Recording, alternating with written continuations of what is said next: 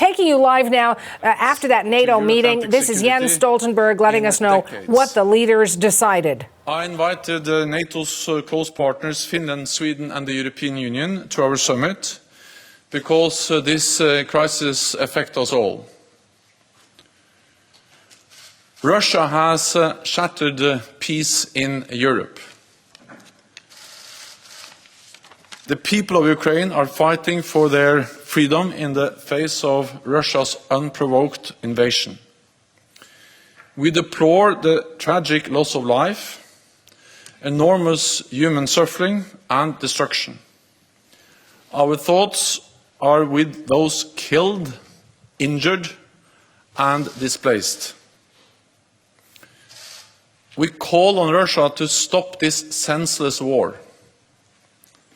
Immediately cease its assaults, withdraw all its forces from Ukraine, and turn back to the path of dialogue and turn away from aggression. The Kremlin's objectives are not limited to Ukraine. Russia has demanded legally binding agreements to announce further NATO enlargement and to remove troops and infrastructure from allies that joined after 1997. We are facing a new normal in European security, where Russia openly contests the European security order and uses force to pursue its objectives. The world will hold Russia and Belarus accountable for their actions. Russia as the aggressor, Belarus as the enabler. President Putin's decision to pursue his aggression against Ukraine is a terrible strategic mistake, for which Russia will pay a severe price for years to come. NATO allies and the European Union have already introduced significant sanctions, and many of our partners around the globe have joined us. We must stand ready to do more, even if it means we have to pay a price, because we are in this for the long haul. At the same time, the Russian people must know that Kremlin's war on Ukraine will not make Russia more secure. It will not make Russia more respected in the world. It will not lead to a better future for your children. In response to Russia's massive military build-up over the past months, we have already strengthened our deterrence and defense. Yesterday, NATO allies activated our defense plans. And as a result, we are deploying elements of the NATO response force on land, at sea and in the air, to further strengthen our posture and to respond quickly to any contingency. The United States, Canada and European allies have deployed thousands of more troops to the eastern part of the alliance. We have over 100 jets at high alert, operating in over 30 different locations, and over 120 ships from the high north to the Mediterranean, including 3 strike carrier groups. There must be no space for miscalculation or misunderstanding. We will do what it takes to protect and defend every ally and every inch of NATO territory. Leaders today also made clear that we must continue our support to Ukraine. The Kremlin is trying to make NATO and the EU provide less support to our partners. So our collective answer must be more support to countries like Georgia, Moldova, and Bosnia-Herzegovina, to help them succeed with their democratic reforms and pursue the path that they have freely chosen. More than ever, this crisis demonstrates the importance of North America and Europe standing together in NATO. There is no security in Europe without a strong transatlantic bond. With that, I'm ready to take your questions. Okay, we'll go to Al Jazeera. James Bays, Al Jazeera. How fearful are you about the possible fall of Kyiv? How long, in your estimation, can the government of Ukraine last? And if we move to a resistance insurgency type situation, what support can NATO then give? So what we see now is a full-fledged invasion of Ukraine from multiple directions with air, sea and land capabilities. And this is actually in line with what our intelligence services predicted over a long period of time, because we saw the build-up around Ukraine with air, sea and land forces. We see, of course, that they're moving towards Kiev. We also see the rhetoric, the messages, which is strongly indicating that the aim is to change government, to change and remove the democratically elected government in Kiev. We are in close contact with the government of Ukraine. We are, of course, monitoring the situation very closely. It is still a fluid situation.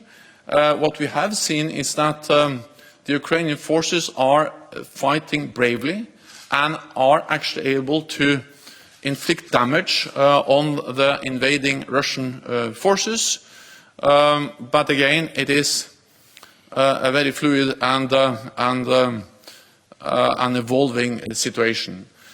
NATO allies expressed at the summit today that they provide support to Ukraine. They are ready to continue to provide support to Ukraine, military support, financial support, humanitarian support. And then I think we all have to judge how things evolve. But the message from NATO leaders and also from Finland and Sweden, EU, is that we are there to support Ukraine. We have supported Ukraine for many years and we continue to provide support. We'll go to the National Press Agency of Ukraine. Dmitry Shkurko, National News Agency of Ukraine. Secretary General, in the current situation which we observe now in Ukraine, does NATO preserve its desire to assist Ukraine with defensive equipment? In particular, can we expect that NATO will provide Ukraine with so badly needed anti-aircraft equipment? Thank you so much. So NATO allies continue to provide support to Ukraine, and it was actually at the meeting today at the NATO summit with EU and Finland and Sweden, allies announced and also informed other allies about the type of weapons, the type of support, and some of that also includes air defense systems. So NATO allies have and continue to provide support, military, but also different types of equipment to Ukraine. Then we all realize that, of course, in this very evolving and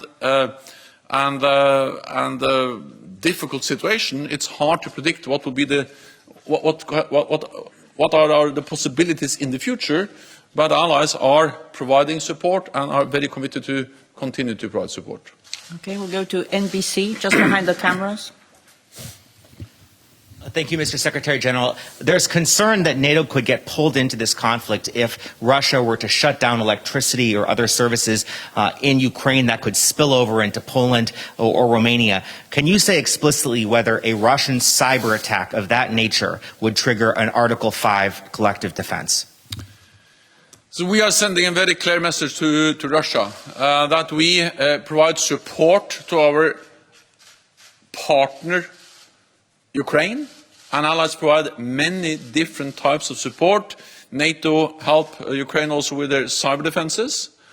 But then for NATO allies, we provide the absolute security guarantees under the Washington Treaty, Article 5. An attack on one will be regarded as an attack on all. And we are clear on this distinction because it is important to make sure that we don't have an even bigger crisis in Europe, where Russia challenge or is threatening or attacking any NATO allied country. And that's the reason why we so clearly send a message that we are there to protect all allies and every inch of NATO territory. When it comes to cyber attacks and the risk for incidents and accidents, for instance in the Black Sea, we are pursuing mechanisms of deconfliction to prevent that from happening. We have, as NATO allies, especially the United States, have done that, for instance, in Syria over a long period of time. And we, of course, are very focused. I spoke with Sarkar, the NATO Supreme Commander, on that issue recently. And he is very focused on the need to deconflict, to make sure that we don't have incidents or accidents that can spiral and get out of control and create a very dangerous situation. On cyber, well, we have stated that cyber attacks can trigger Article 5, but we have never gone into the position where we give a potential adversary the privilege of defining exactly when we trigger Article 5. We are focused on strengthening our cyber defenses. We are very much aware of that that's a risk, and therefore we are stepping up both the protection of our cyber networks, but also providing support to Ukraine, and we are very focused on the need for deconfliction. Okay, we'll go to NPR Deutsche Welle. Just Thank you. Terry Schultz with NPR and DW. I want to know more about the deployment of the NRF forces, please. How many will be sent where, from where? How long will it take to get there? Thinking about military mobility, as always. And also, what has changed in your calculation about the threat to NATO territory that has led allies to make the decision to deploy this for the first time in history for the purposes of collective defense? Thank you. Well, what has changed over the last days is, of course, that there's a full-fledged invasion of a partner, a country that borders several NATO allied countries. And this is the most serious security crisis we have faced in Europe for decades. And therefore we have the High Readiness Force, we have the NATO Response Force, and that's the reason why we are deploying it, to, again, prevent any miscalculation, any misunderstanding that we are not ready to protect and defend all allies. And of course this is something all allies have agreed to do, 30 allies agreed. But of course, especially those in the eastern part of the alliance are extremely concerned. They are close to this, the fighting in Ukraine, and they also border Russia, and they have seen not only the military build-up and the ongoing war in Ukraine, but also seen the very threatening rhetoric. Because this goes far beyond Ukraine. This is about how Russia is actually challenging, contesting core values for our security, and demanding that NATO should withdraw all forces and infrastructure from almost half of our members. And they have stated that if we don't do that, if we don't meet their demands, there will be what they call military technical consequences. So we have to take this seriously, and that's exactly why we are now deploying the NATO Response Force for the first time in a collective defense context. And we speak about thousands of troops. We speak about air and maritime capabilities. They are already actually part of the standing naval groups. We have many planes operating in the eastern part of the alliance, and then several allies have partly already assigned troops and forces to the NATO Response Force. We have the lead elements, which are led by France. We have the United States, which has assigned thousands of troops to the NATO response force, and these will be deployed to different places in the eastern part of the alliance. Well, they are partly coming from the United States, but these are also very much European troops. For instance, the lead element, the VJTF, the High Readiness Joint Task Force, is now led by France. There's a strong German component there, and other allies also part of that. Associated Press. Lorne Cook, Associated Press. Just to follow up on that, Secretary General, the VJTF can only go to one place, and you have 8 allies that are extremely nervous. I mean, where might you send it? Have you identified a particular weakness on that eastern flank? Thank you. But I think we have to understand that we have many elements, components of the NATO response force. We have increased the readiness of the NATO response force, and then I don't speak only about the lead element or the VJTF, the Very High Readiness Joint Task Force, but we speak about more elements than just that one. Second, we have allies, the United States, but also the United Kingdom and other allies that have increased readiness of forces that are assigned to NATO and the NATO response force. So, of course, these are additional forces that we can deploy as part of the broader deployment of the NATO response force. I'm not saying that we are deploying the whole force. The size of the NATO response force has been tripled since 2014 to roughly 40,000 troops. I'm not saying we are deploying the whole thing. I'm saying that we are deploying elements of the lead, also the VJTF, and elements of the rest of the NATO response force. And then it is for SACEUR to make fine decisions exactly on where the different elements are deployed. But we activated the defense plans yesterday, and now the elements of this force will be deployed, or is being deployed. Okay, we'll go to TV2. Lady in white. Lady in white over there. Thanks, Elin Sørsdal, TV2 Norway. I'll just follow up on AP and what Terry from NPR said. How quick can these troops and this force be deployed? But some of these forces are already operating because we have sea and air forces, which are also already part of the NATO maritime forces operating from the Barents Sea down to the Mediterranean. Some are air forces, the air component of the NATO response force. And then some of the land forces also can move within a few days because they are part of either the lead element, which has already high readiness, or the other elements that has been put on high readiness. So we speak about days, and some are already operating because we have increased our presence already. Okay, we'll try to take a couple of questions online. We'll go first to Frankfurt Allgemeine Zeitung, Thomas Kutschka. Thanks a lot. Good afternoon. Secretary General, in the statement that has just been released, it is said that Russia's actions are flagrant rejection of the principles enshrined in the NATO-Russia Founding Act. And then it continues, it is Russia that has walked away from its commitments under the Act. Does that mean that NATO now considers the NATO-Russia Founding Act as obsolete, or do NATO member states are they still bound, do they still feel bound by this document? Thanks a lot.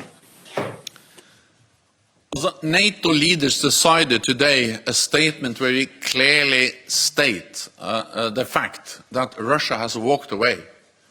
The NATO-Russia Founding Act is based on some core principles enshrined in the Founding Act, and that is the respect for territorial integrity and sovereignty of all countries, including, of course, Ukraine. And this has been violated not once but twice, and actually been constantly violated since 2014 with the illegal annexation of Crimea and the continued presence of Russian forces and Russian-backed separatists in eastern Ukrainian Donbass. And this is further violated with the full-fledged invasion of Ukraine that we have seen over the last couple of days. So what we see is that Russia showed no respect for the NATO-Russia Founding Act. And of course, if you have a founding act between two partners, NATO and Russia, and one part doesn't respect that agreement, the agreement doesn't work. It doesn't function. It doesn't help us to improve our relationship with Russia.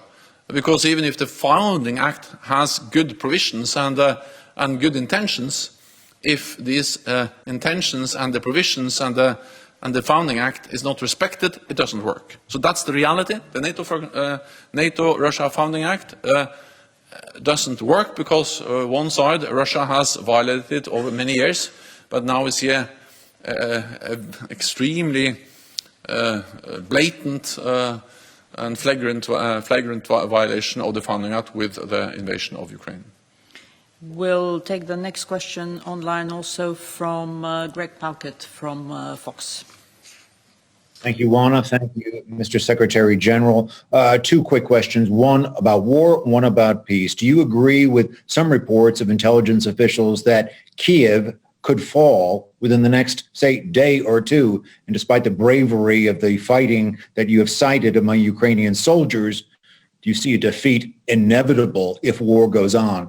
And the quick question about peace, there is discussion, President Zelensky offering to discuss with Russia an approach to peace that might include neutrality for Ukraine. Would you agree to something like that? Thank you. The first on the situation on the ground. It is a full invasion of Ukraine. They are moving towards Kiev, and the stated goal is to change the government of Ukraine. It is a very unpredictable situation, therefore I will not speculate, but I will pay my respect to the Ukrainian armed forces, which are really proving their bravery and their courage by fighting and standing up against the much larger invading Russian force. On potential talks between the government of Ukraine, President Zelensky, and Russia, my main message is that this is for President Zelensky and the government of Ukraine to decide. What we need to see now is that Russia stop the attack against Ukraine, that they withdraw their forces and cease all the attacks on Ukraine. That's the easiest, the fastest, and the best way to peace. So if they want peace, then it's just stop to attack Ukraine. And therefore we call on Russia to do exactly that. Okay, we'll go to NTV. Yes, Sonomot from NTV. Secretary General, two short questions. First, you're a statistician, and so far with regard to risk, you have already evaluated the risk and the threat against NATO coming from Russia. Particularly, you foresee the playbook of Russia. And so my first question is, what is the risk that this conflict spread where and what might be the end goal of Russia? And my second question is, you have at the tip of your fingers the security of 1 billion citizens in the transatlantic area. So you met on VTC all the leaders. Can you reassure the public opinion that if there is a genuine threat coming from, because the aggressive rhetoric of Russia, its behavior is unacceptable, that all member states are committed to defend and protect every single centimeter of NATO? Thank you. In the meeting today with NATO leaders, it was a very strong message of unity, a very strong message of resolve that we need to stand together, not only in words but also in deeds. So we agreed a strong statement calling on Russia to stop the attacks on Ukraine, to withdraw its forces, but also we agreed to continue to provide support to Ukraine and also continue to strengthen our presence in the eastern part of the alliance to prevent any attack on any NATO allied country. We have a defensive presence in the east. We are increasing our presence not to provoke a conflict but to prevent the conflict. And as long as there is no doubt about NATO's readiness to protect and defend all allies and our commitment to the core message, the core task of NATO, one for all for one, an attack on one ally will be regarded as an attack on all, then no ally will be attacked. And that will prevent the conflict. And that will preserve peace for NATO allies and for 1 billion people. And that's the reason why we communicate so clearly, and that's the reason why we are deploying more troops in the eastern part of the alliance, to make sure that there is no possibility to misunderstand our readiness to protect and defend all allies. And again, this is to preserve peace, to prevent an attack, and to prevent that the war which is going on in Ukraine spill over to any NATO allied country. And that was the message from NATO leaders today. That was also the message when I met with many of them in the G7 yesterday.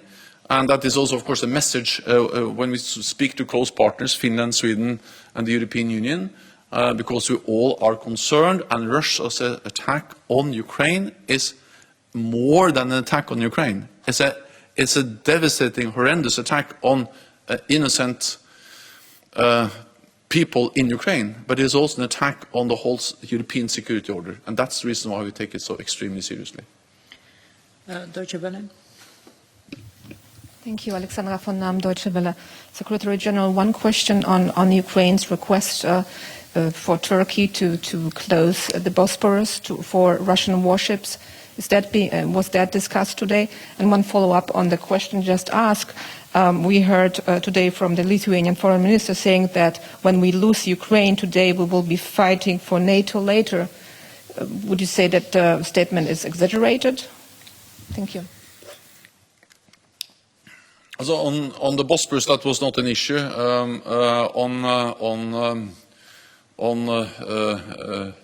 The potential attack or any potential attack on a NATO allied country, well, that has been my message throughout the whole day. That was the message from the NATO leaders in the summit today, is that we are there to protect and defend all allies. NATO is the strongest military alliance in the world. And make no mistake, we are there to protect and defend all allies and every inch of NATO territory. And we convey that message again and again, both in words but also in deeds. And that's the way to prevent war, that's the way to prevent an attack, to preserve peace, and we have done so for more than 70 years, and we will continue to do it, also in the light of the attack on Ukraine. Thank you very much. This concludes this press conference.